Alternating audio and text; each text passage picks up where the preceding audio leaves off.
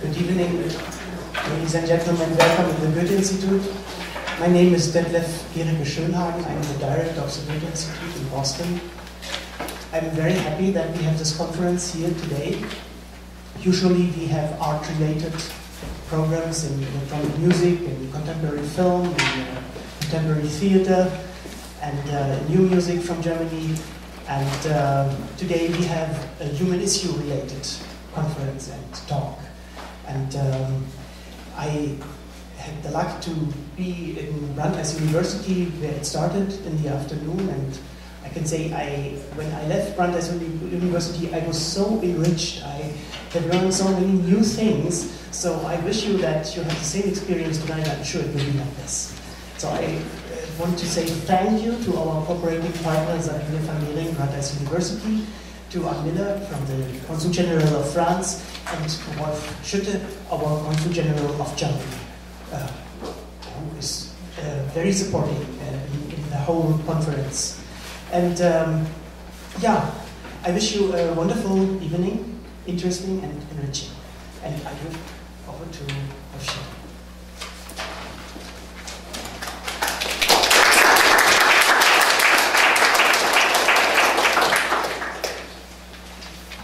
Well, good evening, and first of all, I would also like to extend a very warm welcome to all of you here tonight. And my name is Wolf Schütte. I'm the German Consul General here in Boston for the 6 New England states. And when I say that it's an honor and a privilege and a pleasure of seeing you here tonight, you may come to the conclusion, of course, that he will say at any event that he opens. And that's just a diplomatic standard formulation, which I agree that you're right with that. Nevertheless, this is a particular honor and also pleasure, especially for me, because it is just more than just a formula. And I must say that I'm a little bit proud that I was a little helpful to establish this conference, and I accompanied it from the very beginning of conceiving concept and then going through it, and we had a lot of discussions about it, and also about the conference at Brandeis. That was your baby, so to say. But when I assumed my current position as Consul General here in Boston, in the second week I came to Brandeis, and I met Sabine von Behring, who is not only a good teacher, but she's also a person full of inspiration, and she also listens very well. And when I met her, she was in the process of organizing several conferences on transatlantic relations, and that took place in the framework of a series of conferences under the motto, Think Transatlantic. And when we first met, we had a nice discussion about what does it actually mean today to think transatlantic. And Sabine and I had a thorough discussion about this, and I told her that after having been Consul General on the West Coast in San Francisco for 4 years, I realized that here in Boston, the Atlantic, of course, is a little bit closer than on the West Coast, and there, both geographically and mentally, the Atlantic is not only very far away, but transatlantic relations are a very distant subject.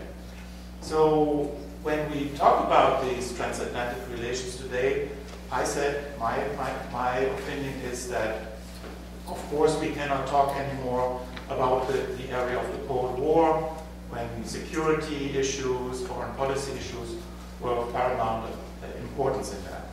And I think also when we talk about the importance of the relationship, it's not only about the economy, about trade, investments, about the mutual dependence through euro and dollar.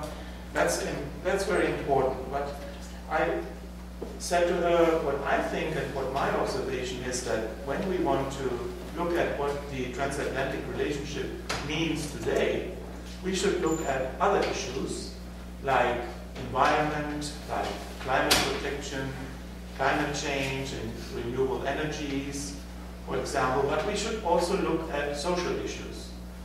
Because you may, today in the United States, you say there's a pivot to Asia. Okay, there's a pivot to Asia because the newly emerging societies and economies of the East are very important also as trading partners for Germany and for Europe as it is for the United States. But when we look at social issues and when we look at the newspapers and the media, and when we look at Europe, Germany, that I know best, and the United States, there are so many issues that we actually discuss on both sides of the Atlantic. And I don't think that you would have similar discussions with other areas of the world. So I think the social issues, social policy issues, are issues that we have a great advantage to discuss between the two sides of the Atlantic. And one of these issues is, of course, what is commonly known as gay marriage, or there are other politically more correct words for that. And I think it is not just a coincidence that we meet here on this topic today, because that is something, when we just happen to look at the last few months, there is no other issue, I think, in the social sphere, in the social policy sphere, which is that much discussed in the United States, in Germany, in France, or in Britain.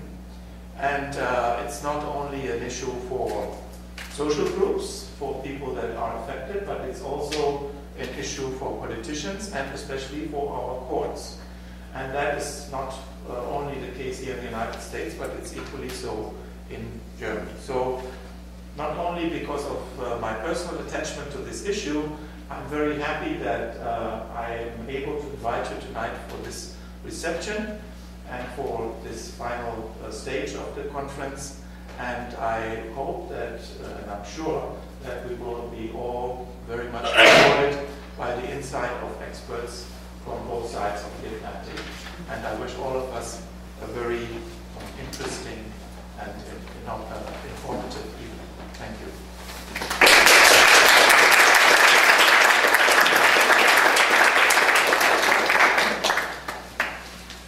Thank you all. I do remember that conversation very well, and it was absolutely the inspiration for this. And it's really quite wonderful when you have hello. I am normally very loud, so my voice is a little angeschlagen. It's very productive when you have cooperating partners who, when you bring up an idea like that, say, yeah, why not? As opposed to, why on earth would you talk about this in the German context, right? This is not, I mean, I don't know how many of you are here tonight for the first time. How many of you have never been to the Goethe Institute? See, that is quite a significant number. And I'm hoping it won't be the last, because I think these are issues that are universal and human issues, but we do have lessons, I think, to impart. And as Detlef said, we already saw this afternoon that the lessons are very different. The conversations are often the same, but the directions are not always the same, the developments are not always the same. So I think we can learn a lot from each other, and we're hoping to do that tonight. So with your help, we invite you all to engage in the conversation, but we're going to make the experts do the work first. Now you have to cut them some slack because they've been on their feet since the early morning. And they have been talking about these things in small classes and at lunch and at the panel, so they have really done a lot of work already. So what they're going to do tonight is give you the dessert. You will sort of, get the highlights, the best off, I would say, of the day's thinking. And we rather than having them all give lengthy speeches, which is what academics usually do, is we want to do this interactively and engage in conversation. Before we start, however, we do want to show. Are we showing? Yes. Are you ready to show the clip? We thought that there may be some among you who have never actually really spent much time thinking about this question before. And so there is a documentary film from 2009 called Edie and Thea, A Very Long Engagement. And instead of showing you an hour and a half film now, we're going to show you a 5-minute excerpt it's sort of a summary excerpt that gives you a little bit of some background of why this is such an important issue to talk about.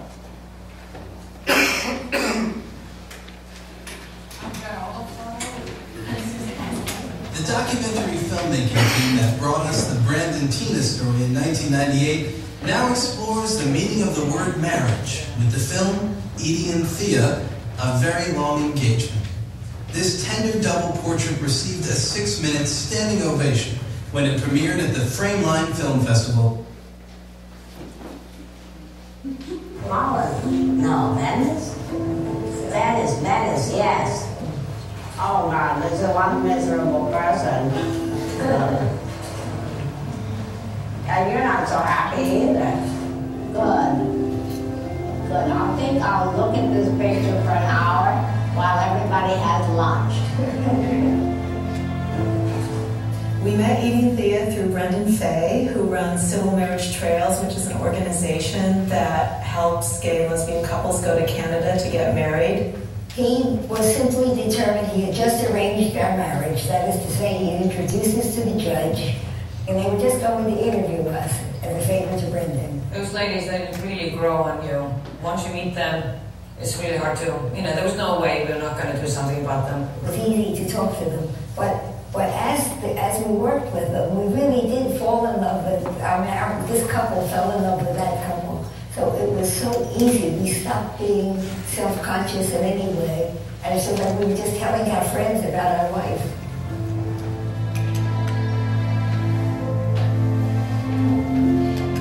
When was it? About 1962.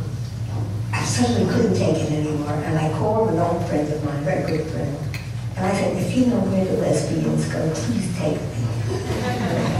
So she took me to the Dorothy for dinner. The lesbians used to go there on Friday night, and somebody brought Thea over and introduced her, and we ended up dancing. And we immediately just fit.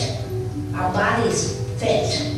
And we danced the whole night through, as the song goes, such that at the end of it, Edie had danced a hole from the bottom of her stockings. And that was the beginning of it. What we learned about aging from Edie and Thea and maintaining a relationship and staying in love was very much about the word engagement and having, a very long engagement. It's not just about a wedding ring, but it's about being engaged and being interested.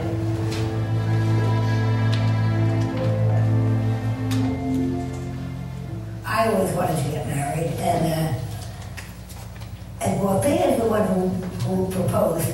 As time went on, it began to be possible in some places. Now therefore I, Harvey Brownstone, Judge of the Ontario Court of Justice, by virtue of the power vested in me under the Marriage Act of Ontario, do hereby pronounce you, Edith Windsor and Thea Spire, to be legally married spouses and partners for life. Congratulations.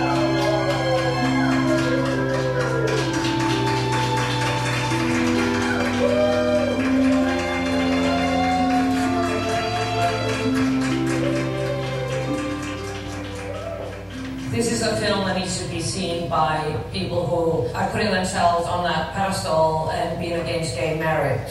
Why should it be different? If you've lived with somebody as if, certainly not feeling single for all those years, what's the big deal if it's not financial and economic? And the big deal is something symbolic, having to do with this somehow worldwide recognition of the word. Well, the film for me is like a gorgeous gift to me. This woman that I adore is talking to me every day if I want, saying her vows. Usually people do this because they're making a commitment, as they say, at the beginning of their lives. For us, it's at the other end. We premiered the film at Freiland. It was really a tremendous experience. Edie had always 6-minute standing ovation. I don't think there was a dry eye in the auditorium. People kept stopping to, could I hug you, please? I can ask for autograph, somebody could. And it was the relationship that they were talking about. It was exactly how I would want people to see us.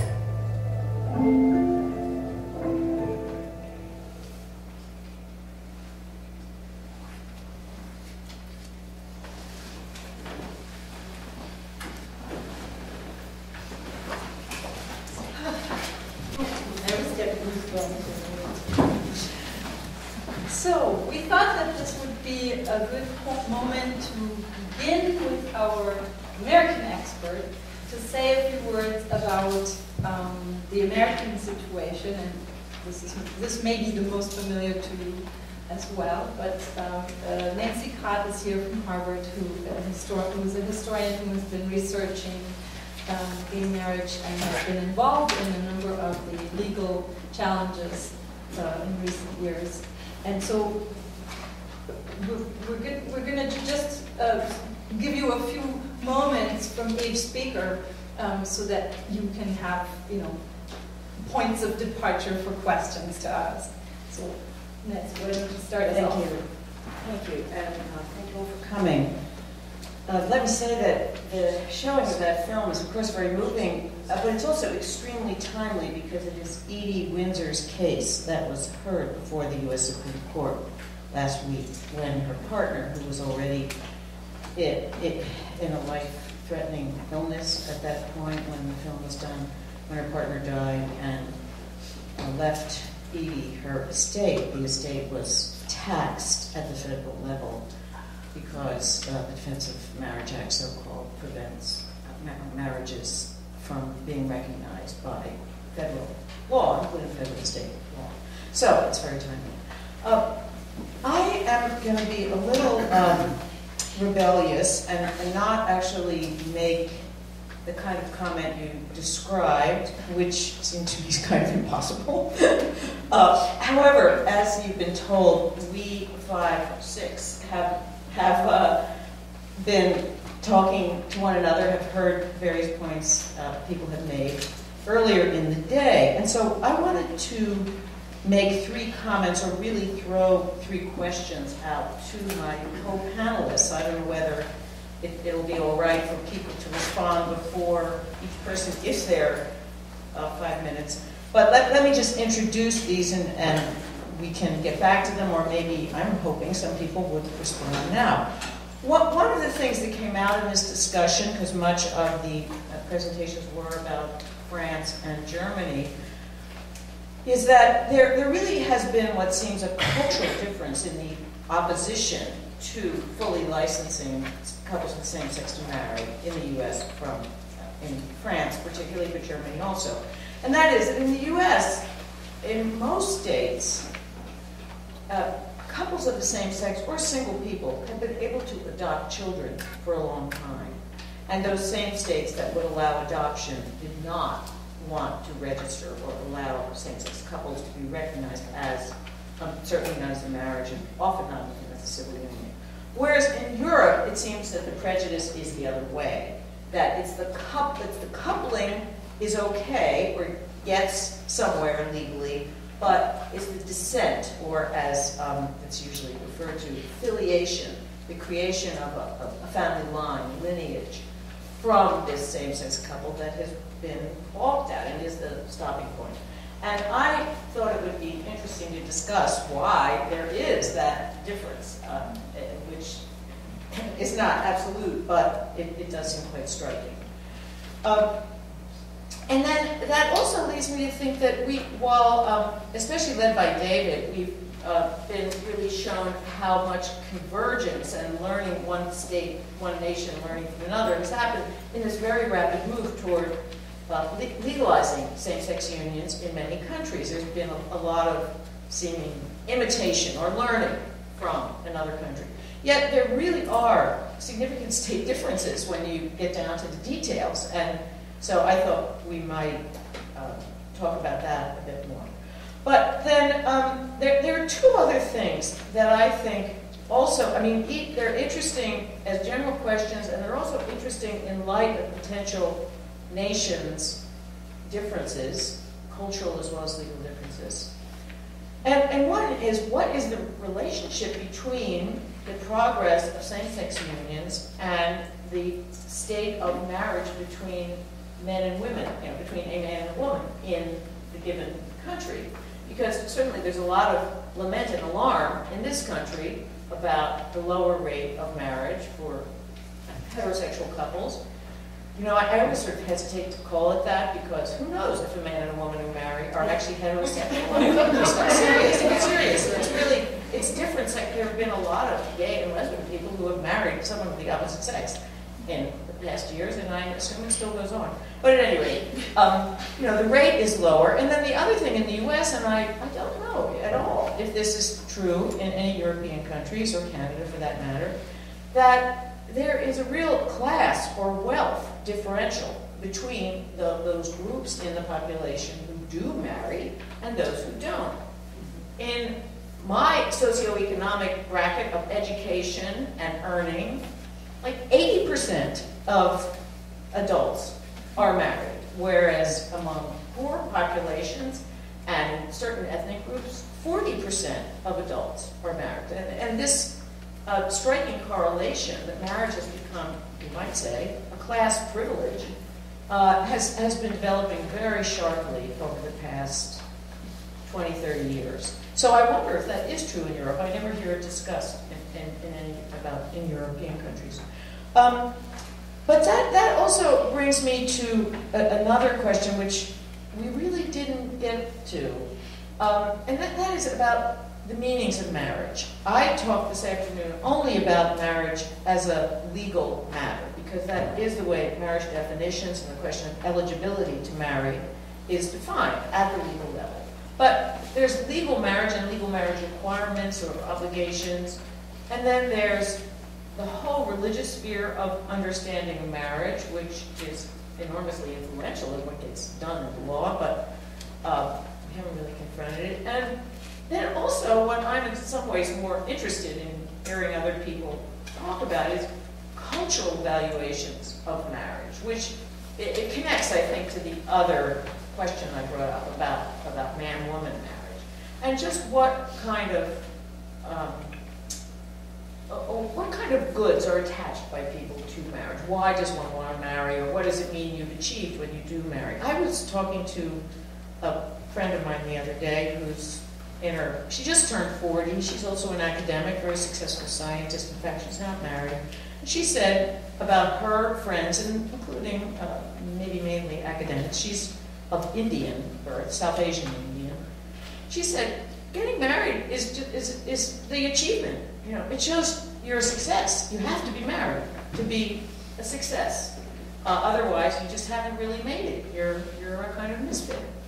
But she meant within the groups she relates to. And so, I'm not letting it at that. I don't want to take up too much time or space, but I thought it would be interesting to have some interchange on any and all of these questions. I welcome rebellions, but that will be okay. I think we can listen to an urgent need to respond. Okay. merge some of it into what you want to I'll try to add some of your points in my comments. So what I intended to do tonight briefly is to merge the lunch presentation and the afternoon presentation in 5 minutes. Well, it was 20 minutes today, so basically to say, what makes our thing, I don't have the maps I showed this afternoon, but you can imagine Europe more or less. What makes Europe, Western Europe, but not only Western Europe, quite interesting in the issue is that although the movement for same-sex couples recognition has been older in the United States, they have been more successful in Europe. Because this is in Denmark that you had the first same-sex partnership in 1989, and it's in the Netherlands that you had the first marriage in 2001. And interestingly, now in Western Europe, you have all states, except including small places like Andorra, have some form of legal recognition, and there are two exceptions at the moment, although there are debates, which are Italy and Greece, which partly relates to what you were saying about religion. Just one point about the issue of religion, civil marriage. I think it's very different from one European state to the other. Because in the Netherlands, in France, or in Belgium, you need first to go to the city hall and have a civil marriage, and that's the only one with a legal validity. In other countries, such as Spain, for instance, religious marriage, because of special agreements with the Vatican, has also legal validity. But then it means that same-sex marriage doesn't apply to church marriage.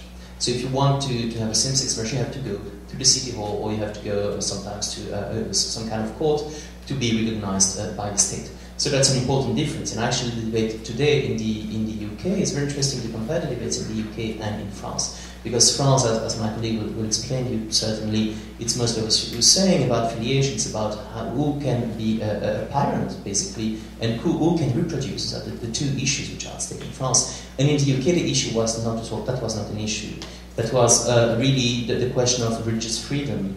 And the main debate was about how, I've been told that Tony Blair, when he interviewed the civil partnership in the years 2000, it's because he didn't want to go to marriage because of the Church of England being a state church. And so being himself, at the same time, the head of the church and head of the state. The Queen, obviously, it's the Prime Minister, in fact. And now they've decided to move forward, but there's still a huge debate within the Anglican Church and other churches in the United Kingdom. And this is the reason, worldwide we're trying to find a way to allow the churches who want to marry people, and there's some of them, like the Quakers, to do so, and not to force the others to do so. So there's a very different debate. And then it brings, I think, partly to the question of kinship, that in all these European states, although you have today in Europe three models, which is the Danish model, which is a civil partnership only accessible to same-sex couples, is also the German model. And in some of these cases, Scandinavian or certainly the United Kingdom, you have all the rights except the name of institution of marriage. Then you have the second model, which was the Dutch, French, Belgian model, which was a model of a civil partnership open to both same-sex and different-sex couples. But in that case, you have less rights. But as has been shown this afternoon, it's mostly used by heterosexual or different-sex couples, at least. In huge numbers, more than 80. Florence was talking about 95% in the French case. So it shows that it's really also about changing family law and introducing a new institution for different social needs. And it also implies that when some of these early countries are moving to same-sex marriage, and there are really few countries where you have same-sex marriage without that kind of civil partnership, is Portugal, and I think this is the only case in Europe at the moment. And then the question is whether you keep that old institutions or not. And certainly when you have this universal partnership, it is kept because this is for other purposes. And just to come back to the question of kinship, in all those cases, apart from the United Kingdom, rights relating to the family have always been a problem, and they've always been granted as a second stage, or not granted at all. The case, for instance, with marriage, the case was Belgium in 2003. We had marriage, but we hadn't all the rights relating to children because of political reasons, because we couldn't reach an agreement in Parliament to vote for that law.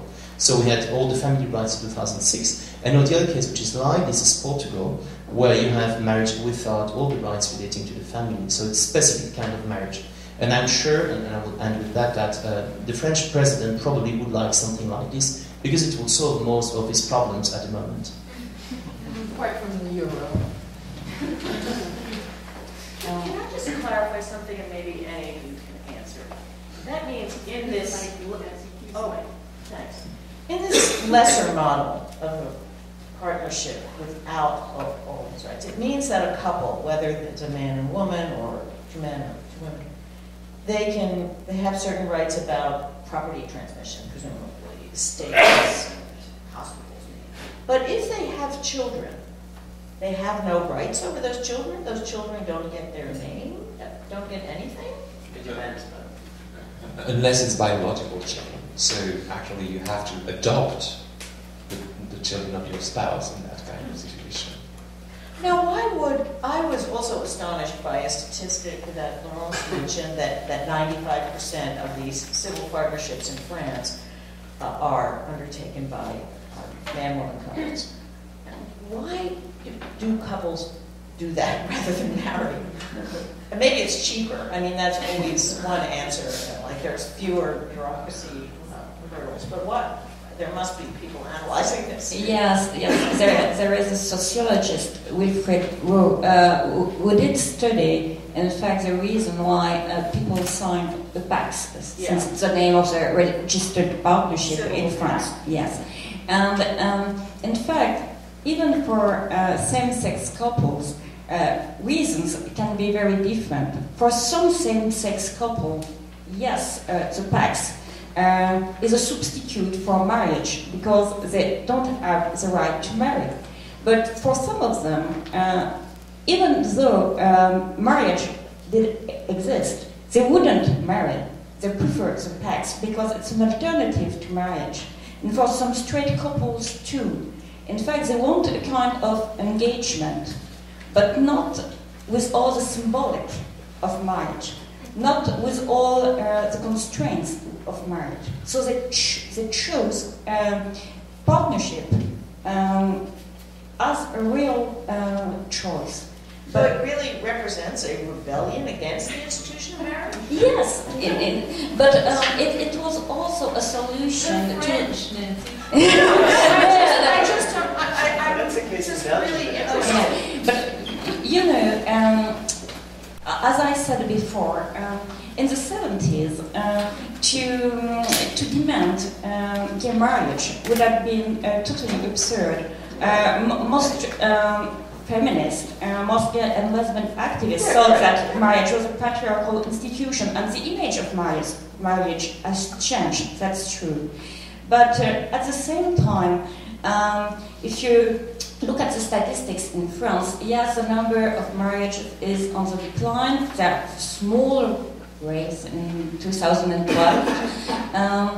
But on the other side, you see that for some people, the PACS can be a step toward marriage. So we'll do that, and maybe later we will marry. And this thing that divorce is especially expensive, whereas the PACS, you just have... So ending a PACS is easy. It's very easy. You just have to sign a paper. Well, that makes... Yeah. Okay. And there's also something different, even if it's not the case for all the courts in France, but you don't have to be faithful with the PACS. They are friends. Marriage, yes, marriage, basically, it's based on household. You have to live together. It's about assistance between two families, not only two people, but really you have to help the fathers and support and mothers and grandfathers and grandmothers of your spouse, if necessary, and you have to be faithful, which is not the case with the PACS. So it's also a different philosophy. Is that the same in American marriage? Do you have legally? Marriage law, marriage law is different in every state, and I certainly haven't read all those regulations.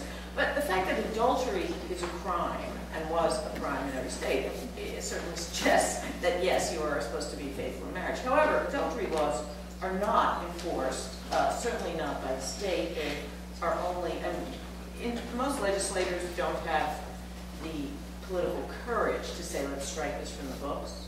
So they sit there on the books, but they're not enforced unless an angry spouse takes her or his spouse to court to say, It even goes further in France to the extent that it's not only about not being unfaithful, but you actually you have to have sex with your spouse. And then there's a jurisprudence on that, and it's defined as a minimum of 2 sexual intercourse per month. That's the definition of marriage.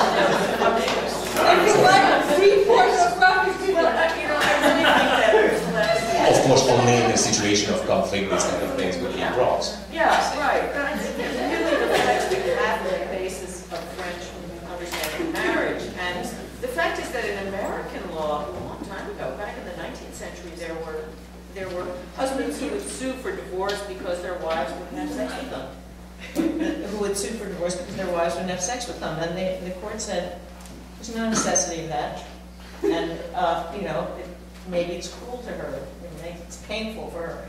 So, and there isn't as, I mean, it's really interesting to hear you say these details, because the details of what marriage requires thoroughly supports the importance of affiliation that is in the cultural mix of marriage. And it doesn't exist to that extent here. May I add something? Yeah. So to answer your first question very briefly, and then to mention two very interesting jurisprudence cases. One main difference between the United States and France is the heavy weight of experts in France, and the fact that there are many committees advising the members of the parliament and the government, and whose body of knowledge is largely structuralist. That is to say that anthropological structures, including the family, is considered as the basis of the society. Hence, homosexuality is not that homosexuality cannot be a structure as such, but it's considered as less familiar than heterosexuality, and hence more difficult to regulate in terms of public policy. The second thing is what I had explained already today, is the question of the sense of belonging. The fact that you can belong to a community more easily in the United States and benefit contribute to the general good through your very belonging to this community, while in France it's considered as being disloyal to the state to belong to a community. And actually, I've been working on adoption, and when I questioned social workers on adoption, on gay adoption in particular, I was surprised that many of them told me that gay adoption would give children to a specific community. Children would no longer be the children of the nation, but would be the children of a specific community. And that's why the filiation and marriage, because marriage opens filiation, is a question of governance in France. It's about how you become a citizen. What's the role of education, and who can be allowed to bring up kids not only for themselves, but for the entire country. And the two interesting cases of jurisprudence I wanted to mention, which are connected and it can launch the discussion. The first one, we already mentioned that briefly this afternoon, was a case in 2004. A marriage was celebrated in the south of France, close to Bordeaux, after a petition between two men. Was then cancelled by a court. And basically the court argued that given that it was two men, there was no difference between the sexes, this marriage was illegal. So 2 years later, there was another case in Paris suburbs with two transsexual women, and only one who wanted to marry, but only one of them was operated, and only one of them, the same woman, had actually changed her civil status. So in terms of civil status, there was a man and a woman. And given that the argument of the other court on gay marriage stated that to get married you have to be a man and a woman in that case, in terms of civil status, it was perfectly fine. And the court added something different, said you have to be a man and a woman, but you also have to behave as a man and a woman. So there's a need for a difference between the sexes, but also a gender difference. And with all the things that are at stake here, all the innuendo, basically, are connected to filiation, to heterosexuality as the core of producing new citizens. So the real question is, why should there be a coincidence to become a good parent, but also a good citizen, of both difference between the sexes, gender difference, and heterosexuality? I don't want to skip the law, so... So I thought maybe it would be useful for us to also introduce ourselves a little bit, because I don't think people know who we are. Well, they have the... and you see our pictures. Okay. Okay. So I'm a historian of sexuality, and I was very intrigued today by the discussion, which revolved a lot around, and obviously, around legal codes and these kinds of categories. And I found it really interesting that the discussion didn't spend that much time thinking about things like intimacy or love, and how it is that gay marriage is a space for a rethinking of bonds of intimacy. And this is maybe an interesting way to get at the question that Nancy raised earlier about when we think about something like gay marriage, we also have to think about not just changing same-sex practices, ways of being in the world, but we also have to think about changing heterosexual norms. And of course, something like intimacy, which we take as self-evident and take for granted, is a historical category, right? It's changed over time. It's not something that's been that way for 200 years. And I think it's important to call attention to the fact that at different moments in time, intimacy has been understood very differently. So in the 1970s in Germany, as an example, there were very different forms of sociability that were bandied about as part of the sexual revolution. What was thought of as progressive was often a form of intimacy, at least in the shape of some of the actions by student movements, student groups, was a very different kind of relationship to the intimate as political. And one of the questions that we struggled with, I think, as a group, and maybe a question that we still need to think about as historians, as sociologists, as anthropologists, is how we got from the 1970s sort of maybe vision of intimacy as political to this new vision in the last 10 years or so in Europe, in the United States, and what it says about both, again, same-sex practices and heterosexual norms. So I wanted to throw that out there. Yeah, okay. So I'm from the activist side, not so from the scientific side, looking at it. And but what came to mind is even after 50 years of friendship between France and Germany, I'm every day confused about what happens there. You have the pacts, and now you're open marriage, and but a nation child.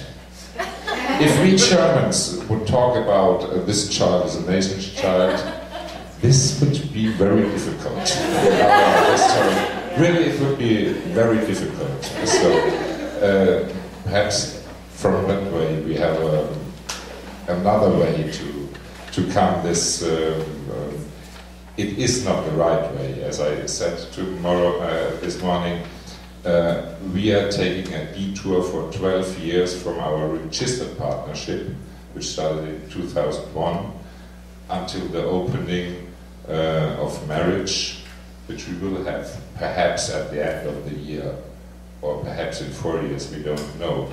At the end of the year, we will have two totally equal laws for marriage. One will be the old marriage, and the other one will be the registered partnerships. And in 12 years and 6 proceedings in front of the Supreme Court, we now have total equality, or we get total equality.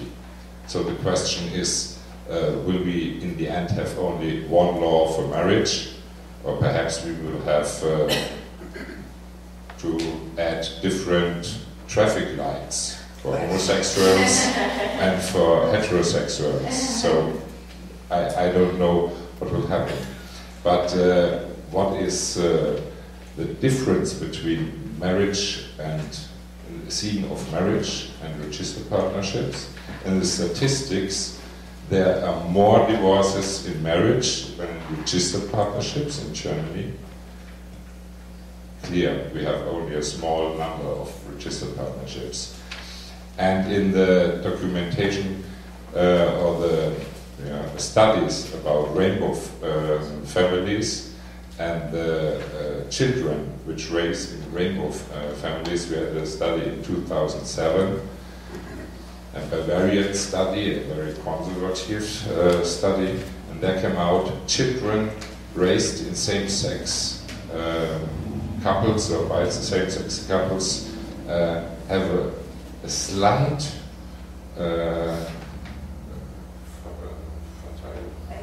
advantage. They are more open, they are more communicative, so this was not seen very favorably by the heterosexuals. But this will change if we have more rainbow families and we have more average in the children. So that's for the first one. Now, in Germany, can different sex couples join in a registered partnership? No. Yeah. That was, it's different. And have they ever wanted to? Has there been, I mean, after No. the Friends had its pack, has No, there no, been no, an outcry no. This we want what the Friends do? Was never a discussion in Germany. We also to have don't a want pact. sex twice a month, I guess.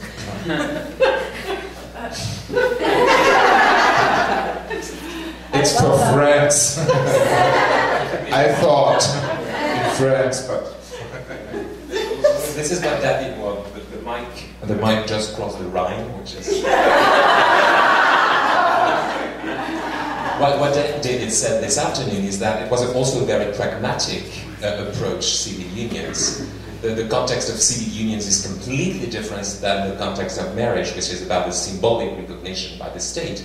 The pacts comes from the need to have solidarity linked, legal solidarity link between gay couples in the context of AIDS, and where actually the highest civil court in France refused to recognize same-sex couples. So choosing civil union was also a sort of faster way and more secure way to reach something, while the road to marriage would be, at the beginning of the 90s, much more difficult to reach. In the past, Let me just sure. I just one factual question, and France could answer too. Just with the pacts, I remember when it was passed, and observers here were commenting that another way it could be used was, say, by an aunt and her niece, or two cousins, or something, in France anyway. And I wondered, has that been done much? It had to be a marital type. I mean, is it sexually intimate? Outside family. Oh, really? Yes. Oh, it did. Oh, okay.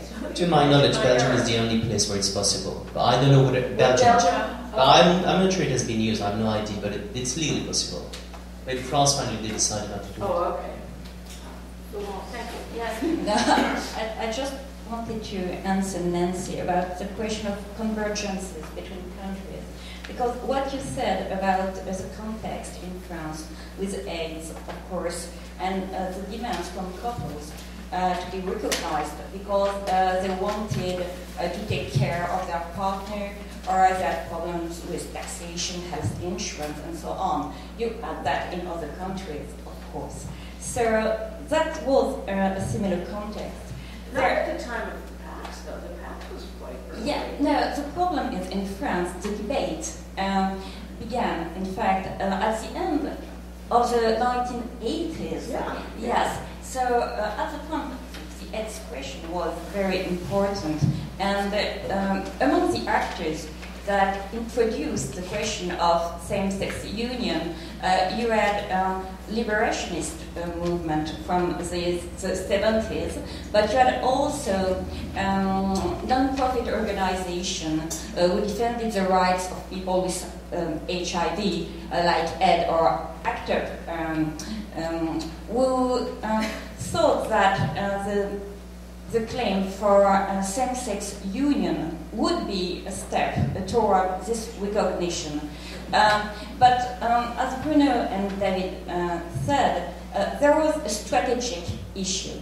And it is because in France, it's very important to express everything in universalist terms if you want to go anywhere. And something that wasn't said today is the motto of the Socialist Party today for marriage, and it's in French, mariage pour tous, heel für alle, or marriage for everyone, which is rather strange phrasing, in fact.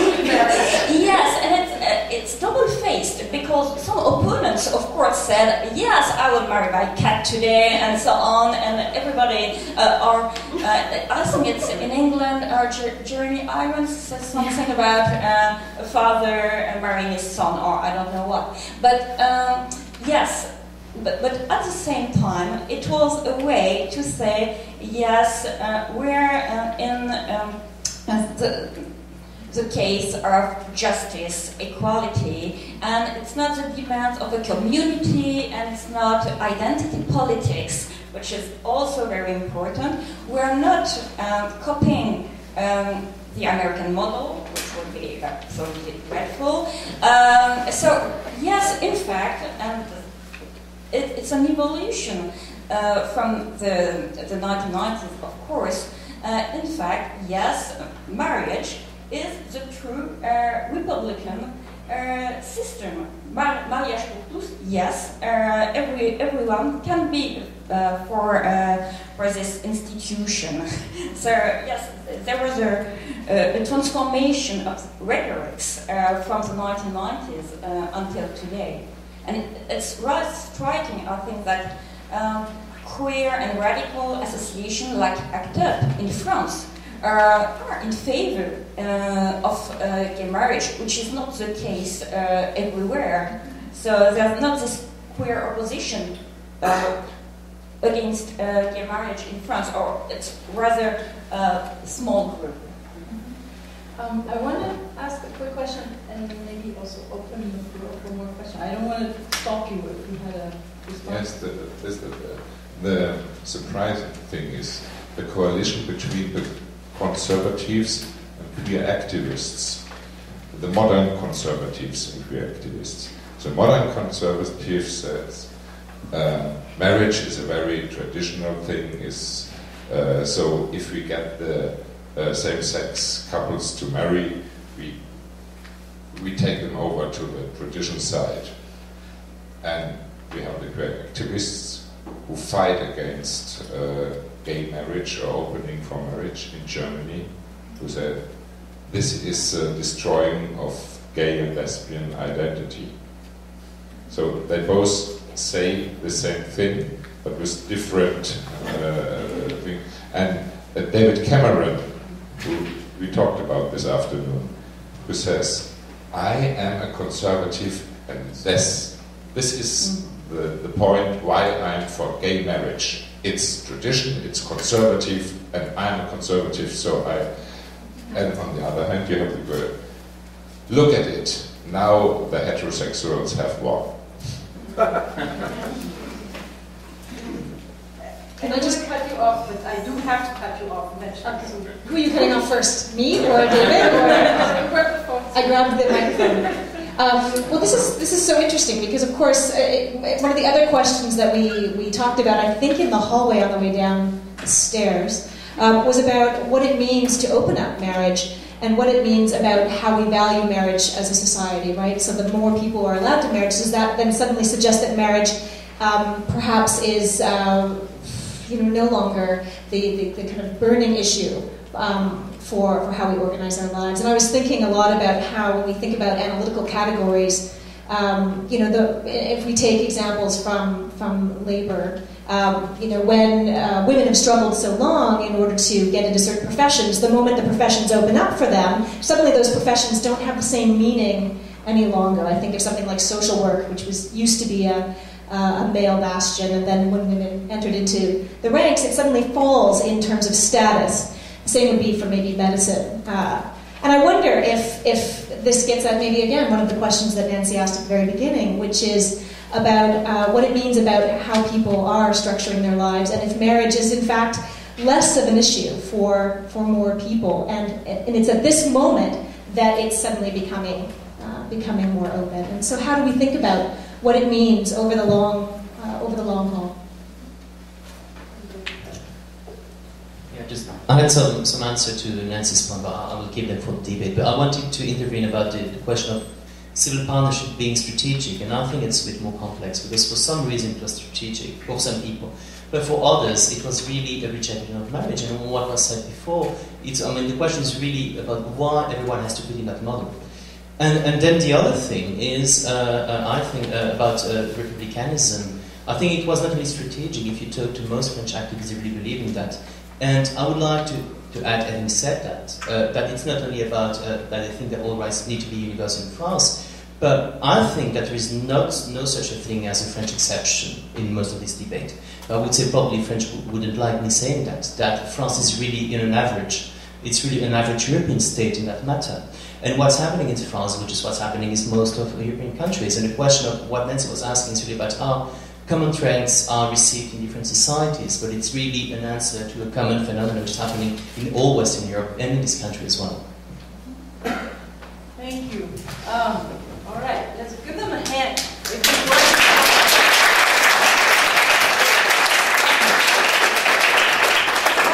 Now it's your turn, and the floor is open. As you can see, rebellious is welcome. Any question is welcome. If we don't like your question, we just won't answer it. So, I just wanted to make a comment. I just wanted to make a comment about the PACs because you were so surprised, why do.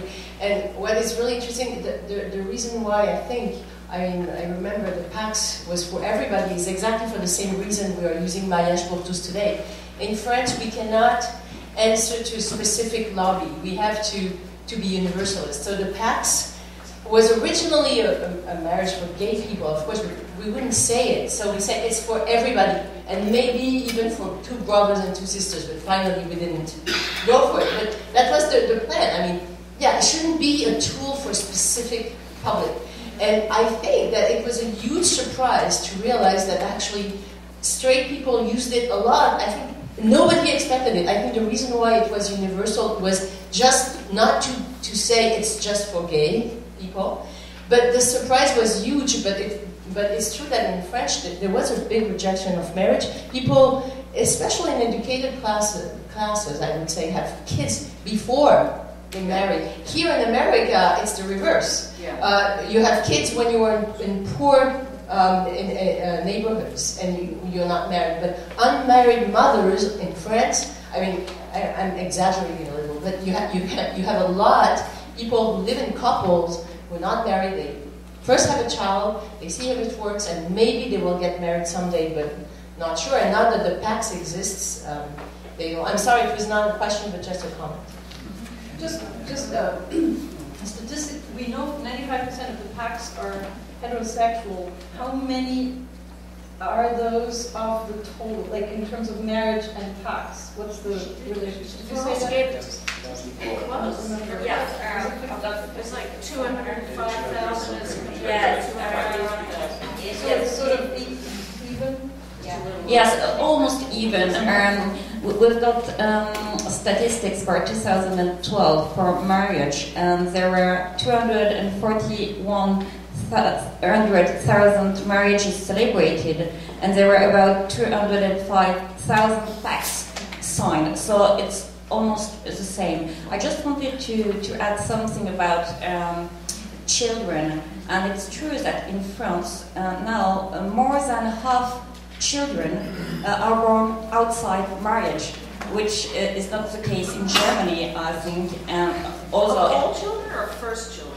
All children. For first children, it's more than 65%. So, yes, it's over 30% here for first children. Yes, but for all children, it's more than 50%. But in France, notably since 2005, there aren't any differences between legitimate and illegitimate children. So it doesn't change anything in terms of inheritance and rights. So that's, of course, very important. Maybe the married couples think they can only have sex twice a month. Sure. And then I would like to add something from the countries where you have already marriage, and especially where you have there's something similar as the PACS and marriage. What you see is that first about gay couples don't get married. So it's really about the right not to get married rather than the right to get married. And the second thing is that if you look at Belgium, where you have similar features as in France, it's really about straight couples entering that civil partnership. If you look at gay civil partnerships, you don't see any effect of the equal marriage law, in the sense that they're still increasing, and you don't see that decreasing because of the introduction of same-sex marriage. I think that's an interesting point.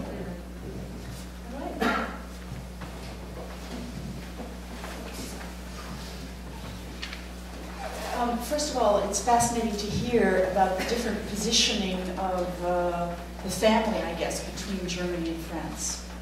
But my question is actually whether you could reflect a little bit on Eastern Europe, and particularly, say, the Czech Republic, which is a more secular country in Eastern Europe. We forgot to add a specialist on Eastern Europe. I don't know if people... Maybe try to say something, but I'm not really confident on this. On Eastern Europe, I mean, some countries have moved. Indeed, the Czech Republic was the first country to move to have a civil union, followed by Hungary and Slovenia. Slovenia is the most advanced one in Eastern Europe. So, I mean, the situation is kind of, on the one hand, you have kind of conversion with Western Europe on some of the issues. That conversion, sometimes you may just ask yourself, well, it was fake. You just see the backlash in Hungary, which was considered as one of the most advanced countries for gay rights and other kinds of rights as well. And it is changing totally, so I think it may change very rapidly. And then you see countries which are moving, like Poland. Poland has had, I was invited 1 year ago to Warsaw to a similar kind of debate. They've had for 2 years an extremely important debate on civil partnership, and they would like to follow the French model, which would be interesting. In several Eastern European countries, they wanted to emulate the French model, but sometimes for constitutional reasons, they've been forced to fall into the German model with less rights. And then the thing is, finally, you have some countries that have this backlash, I think mostly outside of the EU, especially Russia, and I think that it's also a question of national sovereignty. It's not only a question of human rights. It's really a question of finding an issue to oppose the EU and oppose the West, and I think it's really part of what's happening in Russia.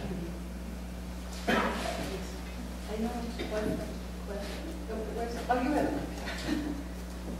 I was just wondering about, so maybe there's a bit of an instrumental use of marriage, same-sex marriage, is that in a branding sense, or creating a space in the brain if you're trying to be active and, among brains that might be resistant to the idea, to, move the thoughts about same-sex relations away from sex and towards marriage, right? So I guess what I'm wondering is, in your experience of the rhetoric of opposition, how much that gets sort of, whether it gets torn away from this partnership, like the more, just the love part of it and back into the sex, like whether you see that as a way of opposition. Do you know what I mean?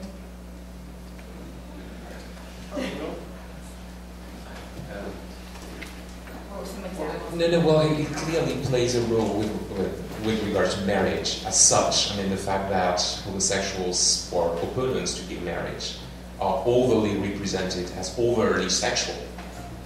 But it also plays a key role with regards to children and the risk for children when social workers mention social risks for children not to have a father and a mother in terms of development. What is implicit there is also the fear of pedophilia and the fear of a certain form of transmission of homosexuality itself, which is also a fantasy about homosexuality, the fact that homosexual could produce other homosexual, and that there would be something which is quite, means that there is a fantasy of of power associated with homosexuality. That homosexuality would be so powerful to a certain point, so attractive, that if it would be recognized, there wouldn't be any kind of obstacle to limit its expansion. So that's clearly some arguments that are developed, and they are directly connected to sex itself, and not to the question of love. This is what I admire. Do those arguments, do you see them differing across countries? It's our comparative expert. And I think it's quite the same kind of argument playing out in most European countries. The thing, I mean, France is really have an obsession with filiation, and in other countries, I would say they're not so obsessed. And what's also interesting if you compare across countries is the kind of expert you get, because I think the French Parliament is the only place on earth where you can get a psychoanalyst or an anthropologist asked to give a paper in a parliament. But in other places, in other countries, I know mostly they wanted to have psychologists and lawyers, basically to know whether the children would have problems and to know how to solve it in legal terms, given the legal system of the country. I think these are the main difference. But just about sex, something I think there is a paradox about those debates is that in most societies, people haven't ever talked so much about homosexuality, but at the same time, they don't talk about sex. And it's very interesting in the way that it's totally desexualizing homosexuality, which I think is a very curious phenomenon which is happening, I think also in all these societies. Well, what surprises most is in all the countries when the discussion came to same-sex marriage or a civil union, it was seen by the conservatives as an attack on marriage. It means that I don't know what they thought with the expression of attack. That man says, oh, there's the possibility I can marry a man, so I leave my women, or maybe this was the attack, and also the attack on family. What does it mean? So in the background of the word attack, sure, there is this thought about sex, because speaking open, some heterosexuals think, oh, those gay and lesbian people, they have sex all the day, all the night, and why? All the French twice a week. So a month, oh, sorry. Many people. So this is in the background, this sexual, and the same with the educating children, pedophilia. This perverted argument, don't give children to gay or lesbians, they are totally pedophilia. It reminds me of my father, who was a Lutheran pastor, who opened up a few months ago in a conversation and said to me, Sabina, you deal with these issues, I know, I'm so uncomfortable about this homosexuality thing because I just cannot imagine it. And then I said to him, well, but that's exactly what every heterosexual seems to do to homosexuals, right? This expectation that they are somehow also supposed to be like them. Yeah. It's the opposite. The problem is the opposite. And he sort of looked at me, On this issue, though, about where is the sex and how is sex thought about, I think it's really interesting that I often, and Axel mentioned this in one of his discussions, but I often get, I have conversations with old sort of leftist activists from the 70s, and they ask me, what happened to this moment in time when we thought being progressive was about radically rethinking things like the family, marriage, and why is it that your generation, and then I get to represent everyone of a certain age, why is it that your generation has just lost sight of the kinds of battles that we fought very actively? And so I think this is important to recognize the sort of generational shifts and changes and the generational nature to some of these debates, that these 1970s folks have not gone away. They don't all feel the same way about the issue. There are many different sides to the equation. But it's just very interesting that for some activists, old guard activists, whatever you want to call them, there's this sense that what we hold to be progressive today, the new battlefield, the new front line, is a huge diversion from where it once was. And that's an interesting point, I think, for historians. Well, I just want to comment on this, that I think the point David made about Europe is very relevant here, too. That is, I know many people who are arguing for gay marriage who are gay themselves or lesbian and do not want to marry. They just want the right to opt out. And I mean, I think that the U.S. has an unusual emphasis on individual rights and civil rights in terms of the whole polity. But I think that's extremely important. This is not to gainsay that, yes, there's been a kind of sea change in terms of where the movement seems to be, and people aren't saying, ever since AIDS, they're not saying, oh, let's go out and be as promiscuous as we possibly could be. But I don't think that it means that all of the advocates of marriage want to marry at all. Yeah, actually my question is partly already answered by some of your comments, but I wanted to actually know, coming back to your very early statement, comparing the situation in the United States, where there's no such resistance to the idea that gay couples can adopt children, while that in Germany, for example, is one of the most important stumbling blocks, and it's also one of the last stumbling blocks before complete equality. Right? My question would be, where does the resistance really come from? What are the groups? Is it only religion? Is it traditional notions? Is it just hiding some kind of argument behind, traditional marriage? And so, what you mentioned, what does it actually take away from heterosexual marriage? Where are these?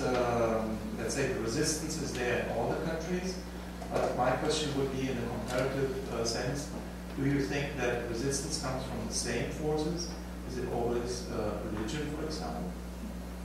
I just want to correct my comment in one way, which is that, and I'm not, again, up on exactly what the regulations are in every state, but there has been a noticeable backlash to that early kind of freedom of adoption, so that certain states, since all of this furor over same-sex marriage and allowing it in various places, and so certain states have now retrogressively said gay couples cannot adopt. So it's kind of imitating the European limit on it. And your question about where the resistances lie, it's very complicated, of course, and I think people have different religious views, but I'll just comment on the one that you said it's dispensable, but seems to figure greatly here, which is that there are heterosexual couples, usually religious people, who do feel that allowing couples of the same sex to marry tarnishes the very name of marriage and makes it a different entity. Now, there aren't any courts that have accepted that, as it's not a good legal argument. But there are, I think, many people who feel that way. It's sort of like Groucho Marx saying in one of his old lines, but any club that would accept me, I wouldn't want to join, except it's the other way around. Any club that would accept gay couples, they can't see joining anymore. I think that really is in the way.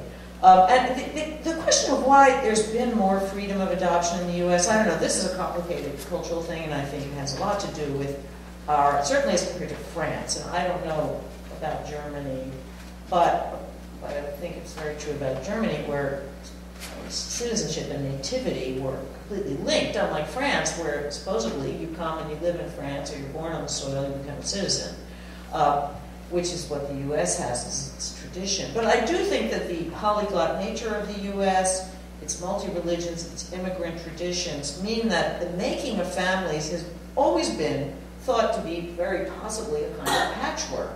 And adoption, what became a notable thing 125 years ago, where the notion was, and in contemporary society we see certain defects to this, but the notion was that the adopted child was never to know he or she was adopted. It was all to be made to seem like the seamless biological family. And that was because the biological family was actually the better one, but there were ways to fake it, or really also to pick up those otherwise orphaned children or abandoned children who would have to be supported by the public. And it's also about putting provision for dependent children into private families. There's been a big support for adoption, pro-adoption policy. I don't think that the religion Catholic faith in Germany is the main reason to the adoption opponents, because Catholic Church is declining in influence on society. What about the Protestants? I mean, it's not just Catholics. Here it's evangelical Protestants who are... 50-50, no? It's 50-50 in Germany. Yeah, but 50-50 going down, yes. But I mean, both sides. you don't have to be Catholic. Yes, it's easy to say the Catholic point, but I don't know about the Protestant point, because you have different. You have Protestant church which you can, which even has a marriage ceremony in church, and you have those Lutherans, I think, but I'm not so sure in faith. Yes, they don't have. So you have different, different. But more is the tradition and the cultural way. For hundreds of years, for thousands of years, we had father, mother, child. And now we should have father, father, child, mother, mother, child. It's unimaginable in the public opinion. It's easier to change that they can marry if they want, but save the children. They need father, mother, child. I think that's the point. Right. So in France, you can adopt if as a single person or a married couple. So it means that you can adopt as a single gay person, theoretically speaking. In fact, it's a little more complicated because you need to be officially accredited for adoption. So you have to go to local institutions, see social workers, psychologists. They would evaluate your situation and decide if you're able to adopt or not. When you have the official accreditation, it doesn't mean that you will be able to adopt because there are very few children adoptable compared to the number of people accredited. But that's another story. But it also makes the question of debating on gay adoption very theoretical, because eventually there will be very, very few gay adoptions in France, even when gay adoption will be opened. And social workers for years have been very, very reluctant towards the very possibility for gay adoption. So, and in particular, so that's why I was talking about expertise, and it's connected to religion. The influence of psychologists and the body of knowledge of psychologists, the way it's disseminated on social workers, make them firm believers in the Oedipus triangle, and the fact that you need a mother, a father, to be well educated. And of course, this was an argument against adoption. So many single applicants were actually not accredited for this very reason. And these references to psychoanalysis, to a very simplistic, but also very structural kind of psychoanalysis. The law of the father, la loi du père, is actually sort of a translation or a shift from a religious principle and not the law of the father. And I must add another thing, which is something we should maybe debate, which is the other important issues with regards to filiation, which is surrogacy on the one hand and assisted reproduction on the other. And you need to be a heterosexual couple in France if you want to benefit from assisted reproduction. You cannot be a single mother, for instance. And surrogacy is completely forbidden. And there are many historical reasons for that, a certain focus on the body and the protection of the body in France. So if we have time, we can talk about that. And last point, it's true that France and the United States share this sort of conception of citizenship based on choice or will, I mean the will to become a citizen. But the will to become a citizen in France is actually not enough. You also need to behave as a French citizen. So it's always under the condition that you will be mimetic enough of standard models of Frenchness, which includes all kind of norms, including heterosexuality. And this is typically the case with the debate on the veil as well.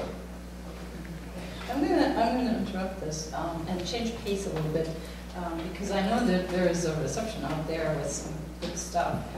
So what we're gonna do is, if anyone still has a question, I want to hear the questions now. So anyone who wants to ask a question, let's just collect some questions, and then I'll give everyone a chance to say one more thing before they fall off their chairs. We will head back and we can keep mingling and talking in person to person. So why don't you just throw it in there?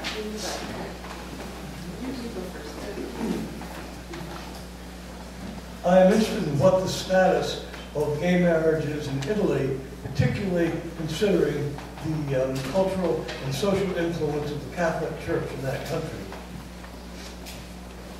I wondered if somebody could clarify. If I heard you, someone said, I don't know the right tech, if you leave your belonging, that it was fine to pass things on through a pax, that it was equal to marriage.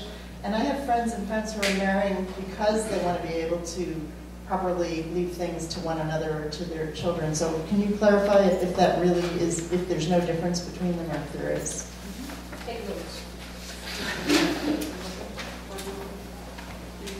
I have a question for Professor Kott. So if I get it right, there's a very high importance of the justification narrative in a certain social context, right? So activists need to frame their struggle in a way that connects with the reality of the people, right? So, and it makes totally sense to me as a German that, for instance, Germans don't like sudden change, right? So that I gradual reform, and this probably explains the way things are going in Germany. And in France, it makes totally sense to connect to égalité in order to fight for LGBT rights. So my question is, what do you think about this narrative that President Obama seems to have built up, which is there was the fight for women's rights in our country, then there was the civil rights movement, and now there is this struggle, and somehow our lesbian and gay brothers and sisters deserve the same rights. Do you think this is convincing? Do you think in a couple of years, in 20 years, people will look back and say, yeah, this was the third big movement, eventually they got their rights? And do you think it's effective? Do you think that's something that connects to the average American and makes him more inclined to support LGBT issues?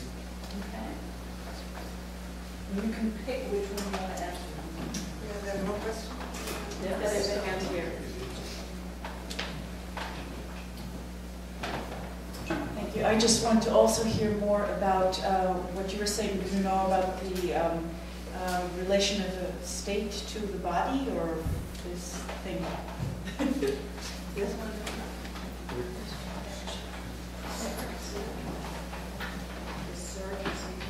No.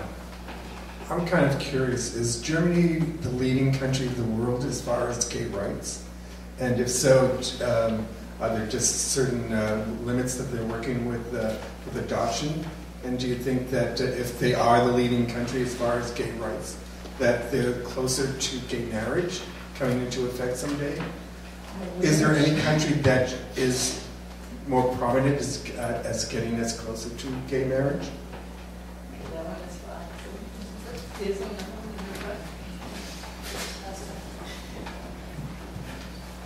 And I was just wondering to what degree transgender issues are being included into this whole debate, because we talk about gay marriage and we're all assuming lesbians and gays, and so I was just wondering to what degree their voices are being included and their concerns are being included. I'm sure Bridget has a follow-up. You're talking about la loi de paix, and I'm wondering if in France some of the opposition is still kind of based in this, there's liberation for women, but it seems like there's still a very strong expectation that men and women are going to conform to these traditional roles. And so how can gay marriage be a part of that? And then also, how does this tie in with with transgender issues, and how does this tie in also with, being a French citizen? Host has a question too. Yeah. Is it ever discussed if our traditional informal form of intimacy is able to reproduce enough citizens, and that this might be a reason to create new forms and to formalize new forms of intimacy? Is this discussed publicly in the discourses? All right, so we'll just go around and feel, this is their quiz for the end of the day. The reward is what do we have? Good stuff. I will just answer to 3 questions. So the last one about this issue. Actually, it was partly an issue in Spain once about they introduced that, because at the same time, before the crisis, so a totally different country, better country today. But at the time, there was also this concern about how to pay for the pensions, because the children, the reproduction rate is extremely low in Spain, and there is no way to, society is not reproducing itself. So one solution for the crisis is to have many migrants, they left, so I don't know how they were going to do that. But you could expect at the same time the government was supporting families with special checks if you had children, so it's also part of a huge family policy, maybe, I'm not sure, but maybe to make sure that to get more kids in the future. About Germany, well, certainly according to international standards, I don't know whether I'm allowed to say that here, but Germany is certainly not leading the way in Europe. There is, the ILGA Europe, the European umbrella of LGBT organizations in Europe, did a map, which was a legal map, so you need to make a distinction between legal rights and social and the way you can live as an adult person, which are, I think, 2 different things, and in some countries totally disconnected. But having said that, in their map, the first edition, which was heavily criticized, the first country in Europe was the United Kingdom, and the Dutch and the Swedes were extremely pissed off because of that. So that's the answer. No, the Swedes. Oh, the Swedes, okay. And the Dutch, who both think that they're more enlightened in terms of homosexuality in Europe. To make it very confusing. Nobody talks about the Swiss. No, I said And finally, about Italy, I think the question is partly about the cultural influence of the church, but I would say, as I said earlier today, it's more about, I think, it's certainly about the political part of the church. It's how the church is able as an institution to block laws, and there have been lots of bills in Italy, in the Italian parliament. One was almost close to the point really of adopting a kind of pax a few years ago. But then suddenly, because it's really linked with Italian politics, they couldn't agree among the government, so the government just collapsed because of that, and Berlusconi came again into power. And now in the recent elections, probably they won't be able to form a government, but if they're able, the question of legal recognition of same-sex couples was really one of the issues which was discussed recently in the recent Italian campaign. So it might change, but not towards marriage, towards some kind of light, old-style French recognition. Yes, I will pick that question about gender, because I find it really interesting in terms of imaginary and representations. As a matter of fact, in most European countries and in the United States too, lesbianism was not criminalized. There was a few exceptions, Sweden and also Austria, for example, but it was an exception. And there were different reasons for that. Among them was the fact that for some psychiatrists, lesbianism did not exist. It was a phase or something that could be easily cured. For many people, female sexuality could be easily controlled by family, by society, by the church, of course. So women did not play a major role in politics and so on. So it was not a very important question. And even in Germany or in England, when they tried at different periods of time to implement a law against lesbianism, it was always a failure, because the last reason was well, if we do a law against lesbianism, we will inform women who did not know about those practices that they exist, and it's much more dangerous than living things like they are. But as a result, the image of the lesbian is a bit different from the image of the homosexual in public opinion. Of course, there was this image of the lesbian seducers, professor with her student, and so on. But it was, I think, less dangerous than the idea of the male character, of the pedophile, and so on. And that's true that, for example, in France, in 1942, discrimination was implemented regarding the age of consent. And for the first time, this legislation concerned both women and men. And the age of consent for homosexual relationships was raised at 21, when at the time it was 13 for heterosexual relationships. And so there was this idea that, of course, the first relation, the first sexual relation of a young man or a young woman would determine his or her sexual orientation for the future. So it's really important.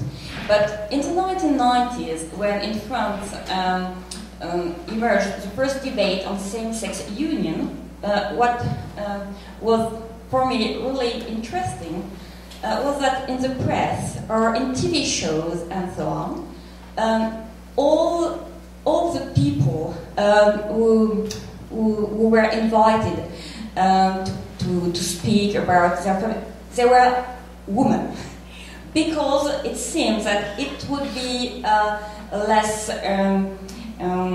conflicting, less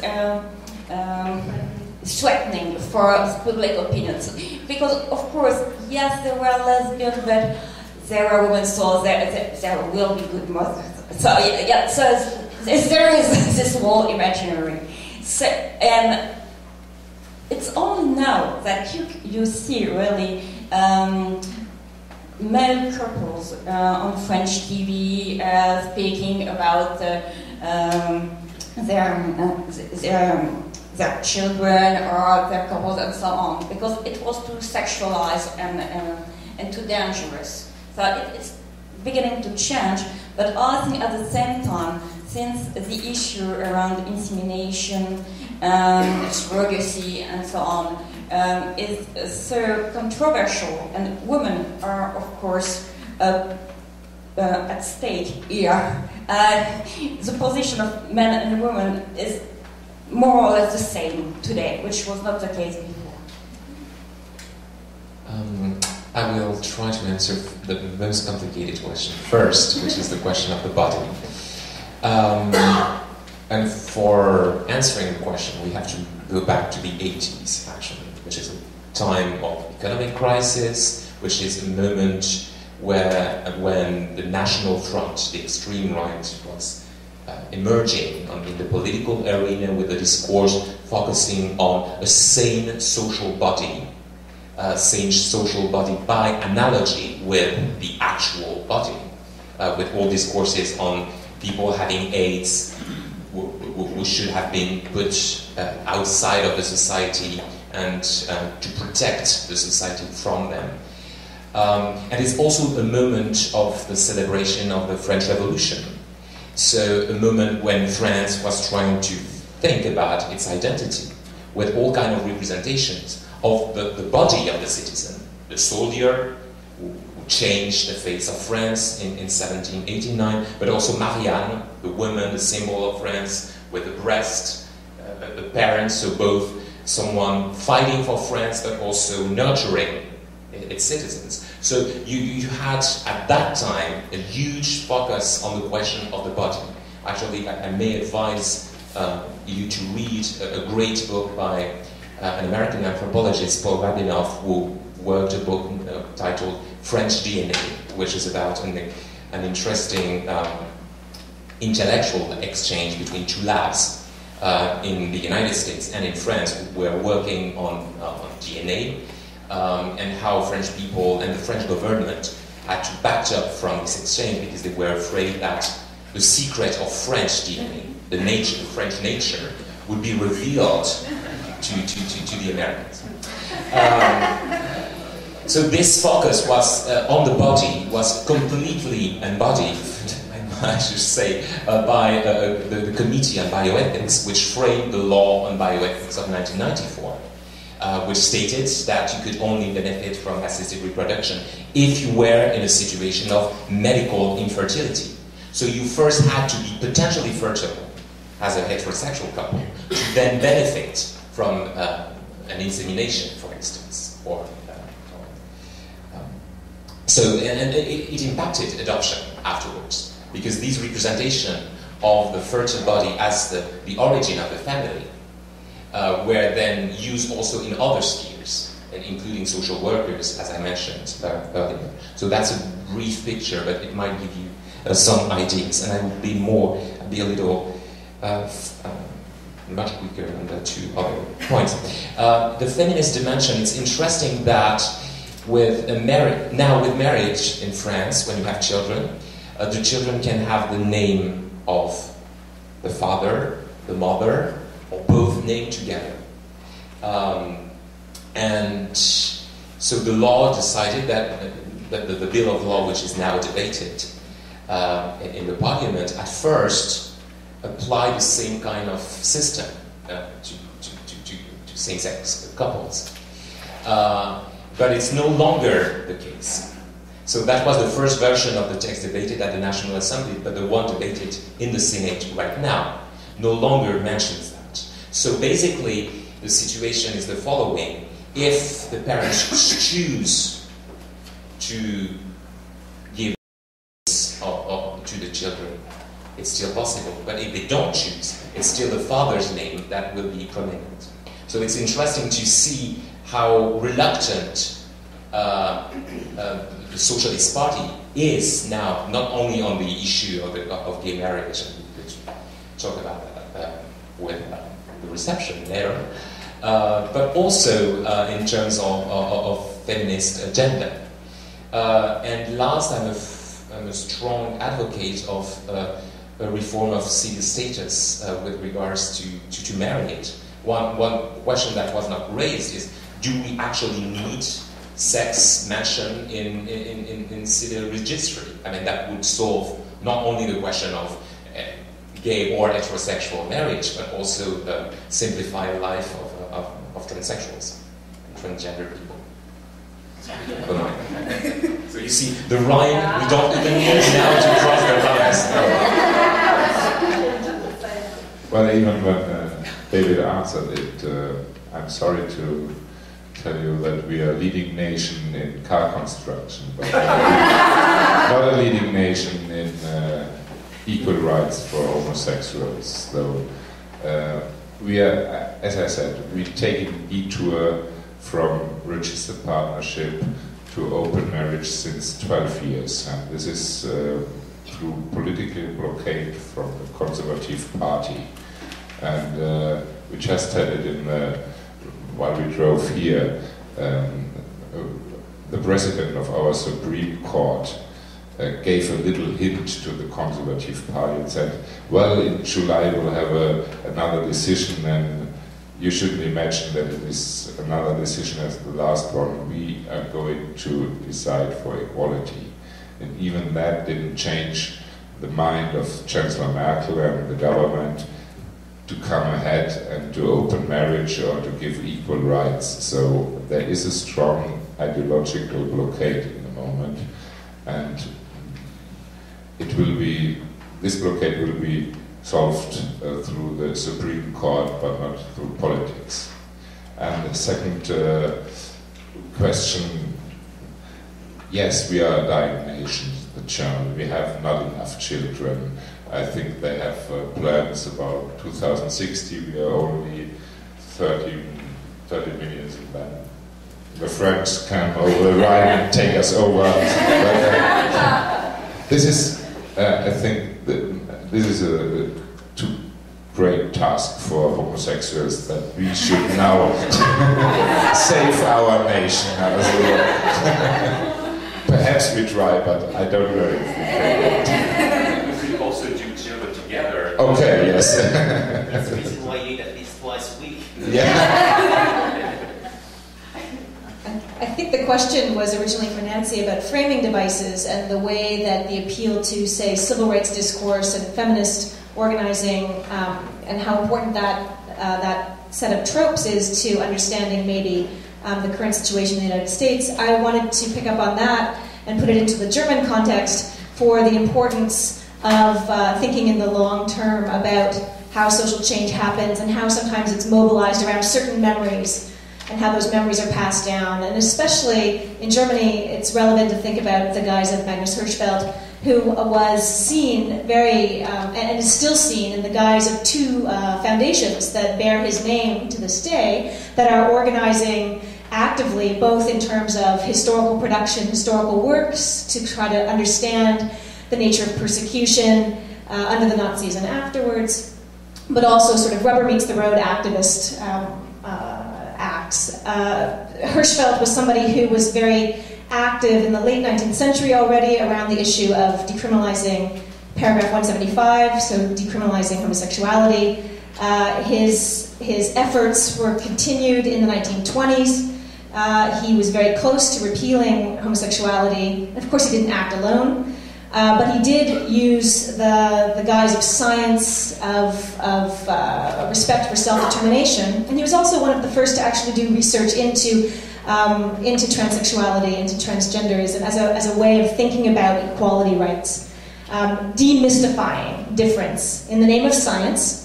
We maybe think a little differently about how science is sometimes marshaled today. But this was very significant. It was carried on into East and West Germany after 1945 by other progressive jurists and physicians who evoked his memory in their efforts to try to attain some of those same gains. And so I think it's very useful to think of how different nations use different devices in order to try to affect a sense of legacy, a sense of history, tapping into these efforts of those that came before us. And I wanted to just make a throwaway comment. It's not about Germany, it's about how trans rights seem to have entered into the discourse, at least in Canada. I'm Canadian. And I'm not an expert in Canadian history by any means.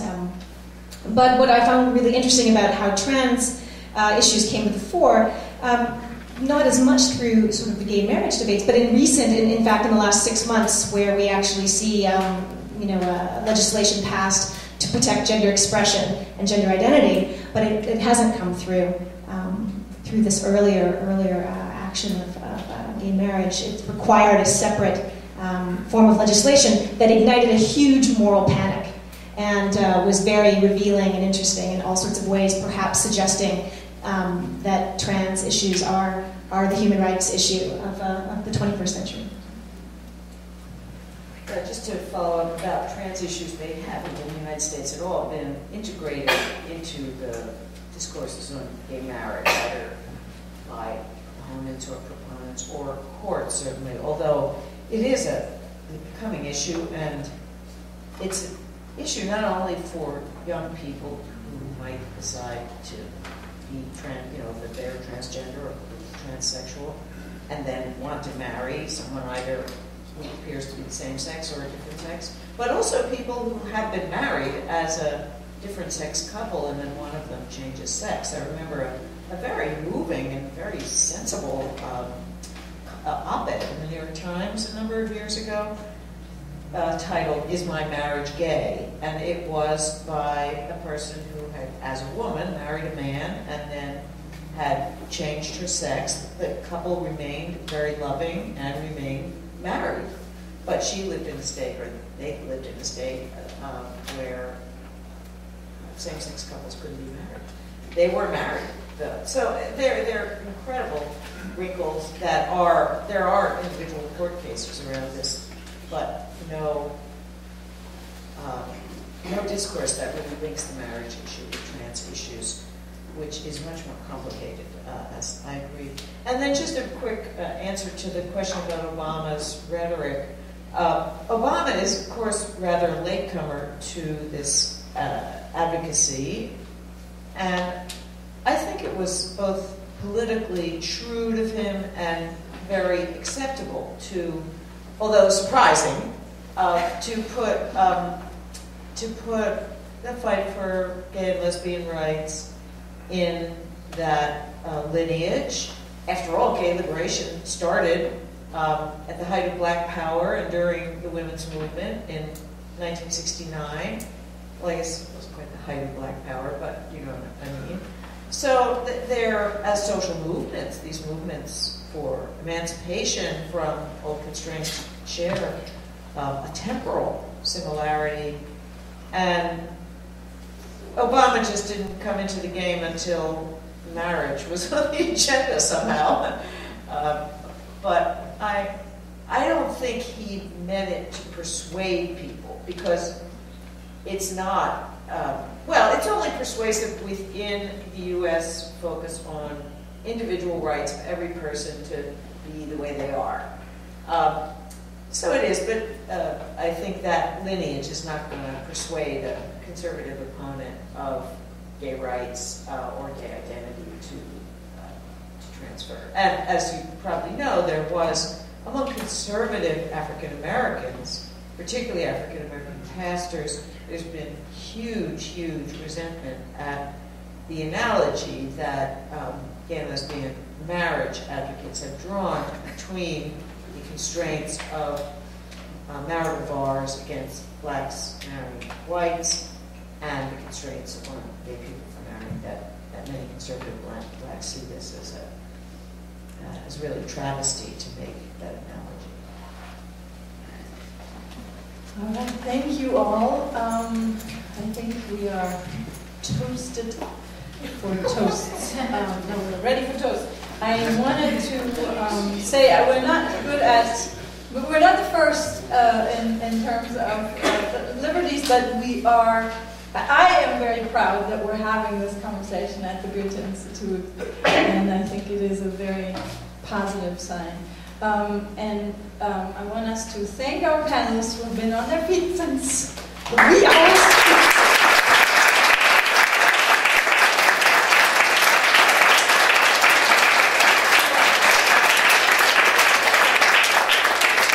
Since I made disparaging remarks about the Swiss, I think they provided the food. Right?